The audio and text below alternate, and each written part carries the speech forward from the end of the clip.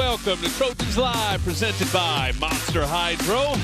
We are live on AM 790 KBC and the USC Trojans Media Network. I am Jordan Moore alongside the All-American Sean Cody.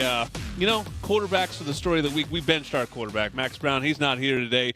But we do have the head coach, Donte Williams. Gary Bryant Jr. will sit down with us later, breaking down the homecoming win for the Trojans. We'll also have Croy Bethune, the hero for USC women's soccer, as they are one win away from a Pac-12 title. But let's start with the head coach. You've got to train hard to play hard. Monster Hydro contains essential electrolytes and energy you need to perform at your best. Learn more at monsterenergy.com. Monster Hydro, hard charging hydrations. All right, Coach, we were just talking about quarterbacks, so let's start there.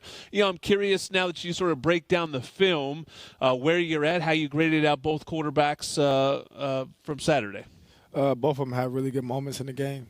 Both of them, right, their first two drives that both were in led us down for the touchdown. So, that was really good, as far as, productivity, especially, just the things they were able to do. And, Keaton also had a really good 2-minute drive in there. So, I was really happy with that. The second half, a lot of things changed. The simple fact is that, a little bit of the error in the game plan completely changed when you lose a creative player, like Drake London. So, at that point, a lot of things we had to adapt pretty much to what we was doing in the second half. Yeah, Coach, obviously a big win, and you always take those victories, but losing a guy like Drake London, what's the story with Drake, and how's that going to unfold for the rest of the season? Well, he has an ankle fracture, so it'll be season ending.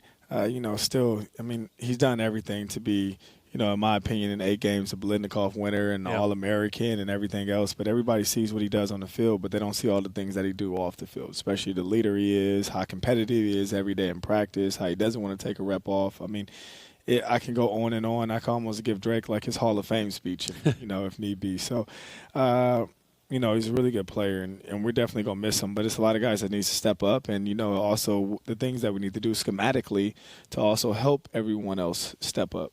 Yeah, let's talk about that stepping up. I know you're a basketball fan, and so when I think of Drake London, I think a usage rate, because he maybe has the highest usage rate of any receiver in the country. So now that that's gone, how do you disperse those targets? Are you looking for one person to say, hey, step up and become that X, or are you looking to disperse those targets around 3 or 4 guys? I don't think it's one person in the whole nation that can replace Drake. Just like I say, it's a lot more than just who he is as a player, right? It's the person also. But at the same thing, like I say, I think it's a lot of guys that's going to step up. I think a lot of guys will step up, and you'll see a lot of different players now on the field who will have that opportunity, and I think they're excited about that. Just the simple fact is that I know it hurts to see a teammate go down, especially as a great player, but now I believe Drake caught like 80 balls already. Those are 80, plus catches that will go to other people. So, full season for most wide receivers. Correct. So I think you also will see a lot of people that will be really extremely hungry, and, also at the same time, to see what we dial up offensively to get guys open schematically. Coach, speaking of schematics, when you look at the quarterback position, when you have 2 quarterbacks who are playing it, are you guys drawing up packages for each quarterback, or are they just running the offensive scheme? This past game, it was definitely just running the offensive scheme, right? We'll get more in detail if things need to deviate a little bit, but right now we feel very confident about both guys executing the scheme as a whole. Right, and credit to Graham and the rest of the offensive coaches, and every week they put a new little wrinkle in here or there. This past game we rushed the ball 44 times. If I don't know the stats on top of my head, but I can't tell you the last time probably SC ran the ball 44 times in a game, and we had a running back rush for 200 yards, and it should have been 300 yards. So, just credit to us doing what we need to do to win a football game.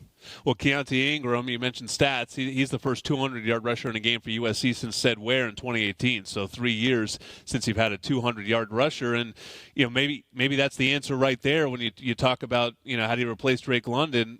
Switching the focus a little bit. Keontae just seems to be growing with every game, Coach. Yeah, he did a great job, and he is growing at every game. But at the same time, we did throw the ball for 300 yards in this particular game. So offensively, it was a pretty good darn game besides the penalties.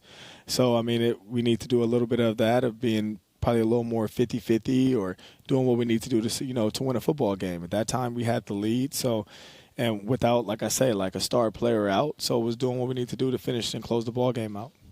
Coach, offensively, you put up 41, but defensively, you give up some yardage, you give up some points. What do you see when you go back and watch that film? Definitely, a lot of teams, even us, we're looking at number 10 as a wildcat quarterback. they played number 10 as a true quarterback. So we have to deviate a little bit from the game plan, but at the same time, they created to find holes in our zones and different little things that created some issues for us. And, right when you correct one little thing, they had a different little new wrinkle. So Arizona did a good job in that game as far as just what they did schematically and what they did formation-wise to pretty much keep us on our toes, and some things they did in that ball game they hadn't shown before. You're listening to the head coach, Donte Williams, breaking down the USC homecoming win over Arizona. A 2-sack game for Tuli Tuipulotu. Drake Jackson got one as well. I was asked a question about Drake earlier, and I wanted to sort of combine it between the two. They're both PFF, and I don't know how much you believe in that kind of stuff, but if you do, they're both graded as two of the best 5 defensive players so far in the conference this season. And so the question was posed to me, outside of their production, what are they doing that's opening eyes, at least at PFF and maybe for you as you watch the film? Well, for PFF, I don't know. I really don't even know how the stuff is all graded. But Drake has definitely, as far as stepped up his game as far as an everyday player in practice. It's one thing, like he's a beast on game day and everything else, but just the consistency, you can see how much, hungry he is when it comes to practice, which he was never bad at all. So don't think that, but he's just even stepped it up to another notch to where practice has become a game for him. And Tuli, in my opinion, he's stepping up, and I'm starting to see the Tuli I saw in high school because he's becoming more of a leader, a lot more vocal, right? And that's what we need out of him, because a lot of guys, he's a person that, at first spoke very rarely, and he's starting to speak up a lot more, but a lot of people look up to him as far as a guy that can definitely lead. Coach, Jordan mentioned you got a bunch of sacks in the game, 5 sacks, and when I watched the film, I was like, man, they could have had a bunch more. Obviously, Todd Orlando, you guys drew up some nice schemes. You guys got home to the quarterback, just didn't seal the deal. What's it take for these guys to learn? They got to finish these deals for the defense to really take the next step. You know what? Sometimes it's being able to anticipate how a guy may particular move, or just can't always go for a sack cause fumble and go to the back shoulder and the guy steps up. Is knowing where your eyes are supposed to be, and sometimes don't get too happy just because you're getting there and all of a sudden just go with an arm and miss the sack. You have to finish plays. That's one of the biggest things. You could be right there, but if you don't finish the play, it doesn't matter, right? So yeah, when I look at the film also, I see it easy, another 3 to 4 sacks that we left on the field. Coach, I've been doing this for a little while, and I've heard a lot of coaches talk about how important competition is in practice and how spots are open every week. And then we show up on Saturday, and more or less it's the same guys out there. You might be the first one I've seen where I'm seeing new guys every single week at every single position, from quarterback through kicker. Are you getting the response you want after you've proven that you're a man of your word in that regard when it comes to playing time? Are you seeing the response you want, that some of these guys are realizing, hey, I can win a job this week even though I may not have started a game at any point this season? Definitely. I mean, practice right now is becoming a lot more competitive because a lot of guys who thought maybe they didn't see the light at the end of the tunnel are starting to see it a little bit to where they can have an opportunity.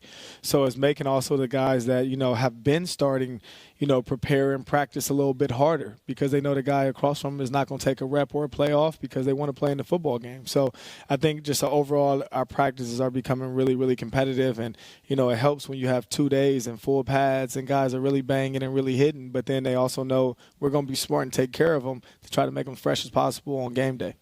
Coach, you speak about competition, and obviously at the quarterback position, it's been a competition. What do you see? What's the plan moving forward at the quarterback position? You know what? We're lucky to have 2 guys that are very capable of running the offense and leading this team and doing different things on the field for us to help us out and win ball games. So, as of right now, we wouldn't hinder that. That's like I say, we're lucky to have that opportunity. It's more of a problem for our opponent. And what about kicker? What led to the change, and what has Alex Stathouse shown you? It just came credit down to accountability. Like we have accountability when it comes to academics or being where you're supposed to be at on time. And, if those things are met, like you say, other guys are going to step up and get opportunity. So, it just shows no matter who you are, what position you play, you're going to have to be accountable for everything you do. All right, that's the head coach, Donte Williams. He's going to stick around for one more segment, and we will get into this Saturday's game against Arizona State, a late one, 7:30 p.m. Pacific time. Our Trojan Tailgate show will go on at 5:30. More Donte Williams next on Trojans Live. On restrictions apply. Jordan Moore, Sean Cody, who's bringing the monster energy today, Sean. Your energy has been absolutely fantastic on this Monday. And Donte Williams. And, Coach, your week changed a little bit. They've instituted new rules. So the guys, they have tomorrow basically entirely off because it's an election day? Correct. But still, I feel like, it's an advantage for us just by starting on Sunday and getting guys to watch film a little, earlier for opponents. So it's basically an extra 24 hours to prepare. At the same time, it's not an advantage to us if all of a sudden they just take tomorrow completely off. They need to make sure still they go get treatment. They need to make sure that they watch film. Just the little things to continue to prepare for this game on Saturday. So I think it was an extra 24 hours that, all these guys get to prepare for the game. How much more over the last 2 years have you spent talking to guys about social justice, what's going on in the world than maybe you did in your career before that? A lot. To be honest, just, what's going on to make sure that they're aware. And even sometimes, even as a coach, we spend so much time with football and in that office that, they do a great job of making sure I'm aware also. So, we're educating each other. How do you take care of the guy's body? Usually they're, still routine players or get that routine. All right, this is my Tuesday, this is my Wednesday. How do you take these guys, hey, you got to start your motor a little bit earlier this week, get some good work in early, make sure those bodies are getting up to date? You know what? It's a lot easier for today and age because, you're so used to, especially when I was younger, it's like you only play on Saturday in college, and if you was in the league, you only play on Sunday. But nowadays, it's, games are sometimes 5 days away from the previous game, and sometimes in college you play on a Friday, and the list goes on and on. So I think guys are adapting a lot more than what they used to. It's all about how you present it, and it's all about how you take it as a player. If you're competitive, it's going to be okay. It's every day, you're able to go out there and perform. All right, you're heading to Tempe this week, Arizona State primetime game. Obviously a classic game last year against the Sun Devils at the Coliseum. Jaden Daniels, we know what's the scouting report on this Arizona State offense, though, is they really do sort of quietly. They maybe don't have the stars in the backfield, but have a really nice rushing attack. Some of those running backs are really darn good. Yep. So, I wouldn't say, if the reason why they're not a star is because they share the load, yep. Right? So, like I said, they have really good running backs. They have, a great quarterback. The O-line is big and physical, and they move up front. So, they present a problem just because it's a lot of things they do from a spread look to where it's option-type football. But yet all of a sudden they have a guy that can sling the ball down the field 60-plus yards. So, they present some issues. Coach, defensively, Arizona State, kind of has Herm Edwards' fingerprints on it. What do you see from them? Obviously, some talented linebackers. What do you see from that defensive unit? Their front is extremely big and active. Like they have two, off the top of my head, really, really good linebackers. And at the same time, they have really good DBs. And the majority of those guys, once again, are from Southern California. So, they always look forward to playing us, and just like we look forward to playing them. All right, Coach, we got Gary Bryant coming up next. You talk about guys that need to step up. What do you want to see from GB for the rest of this season? He's been great for you in the red zone, but we finally got him over the top of the defense this week. Yeah, we definitely see some more over the top plays, but see some more of them touchdowns. So that way he could sit out there and keep throwing that fight on up, and we can celebrate together. So I expect big things from him, just like he expects big things from himself. So otherwise, his little brother is going to surpass him real quickly here.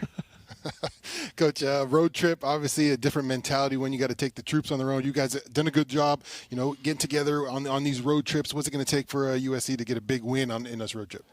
You know what? It's going to take, us playing Trojan football and playing together, complementary football, and doing the things in which we need to do, to execute the game plan. And, just making sure all these guys are on board and understand, where it's no gray area. It's just truly black or white of what they need to do to make sure that, we come out victorious. That is Donte Williams looking to come out victorious this Saturday, 7:30 kickoff. Our show goes on at 5:30, and then we'll be back right here next Monday to talk to Coach and break that one down. Ontario International Airport is a proud sponsor of our USC Trojans with over 65 daily nonstop flights to destinations throughout the U.S. and abroad. ONT is the easiest way to travel to and from Southern California. Visit flyon2.com/Ontario for more info. Gary Bryant is next. You're listening to Trojans Live.